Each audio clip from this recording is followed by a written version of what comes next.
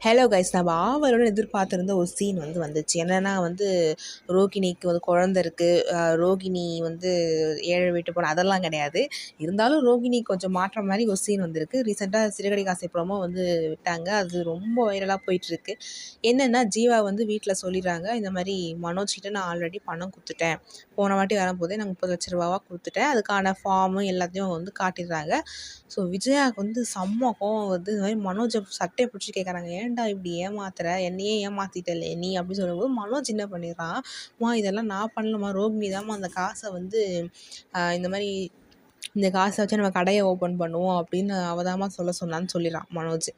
உடனே அப்படியே ரோகிணி பக்கம் திரும்புது. விஜயா என்ன பண்ணுறாங்க, ஒரு அறை விட்றாங்க ரோகிணியை. நீ அப்போ என்கிட்ட பொய் சொல்லியிருக்க, இது மாதிரி அப்பா கொடுத்தாங்க அப்படின்னு பொய் சொல்லியிருக்க, உண்மையை சொல்லி என்ன ஆச்சுன்ட்டு ஒரு அறை கொடுக்குறாங்க. இதுதான் நடக்குது. இப்போயும் ரோகிணி உண்மையை சொல்லுவாங்களா அப்படின்றது சத்தியமாக எனக்கு நம்பிக்கை இல்லை. ஏதாவது போட்டு மழுப்புவாங்க தான் நினைக்கிறேன். Let's see. ஆனால் அரைஞ்சதெல்லாம் உண்மைதாங்க. அது கனவுலாம் நிறைய பேர் பேசிக்கிறாங்க. கண்டிப்பாக கனவு கிடையாது. இதுக்கு மேலேயும் ஒருத்தவங்க இதுக்கு மேலேயும் இது மாதிரி கனவுலாம் வைக்க மாட்டாங்கன்னு நினைக்கிறேன். ஸோ கண்டிப்பாக அது உண்மை தான். Let's see. உங்கள் கருத்துக்களை கமெண்ட் செக்ஷனில் ஷேர் பண்ணுங்கள்.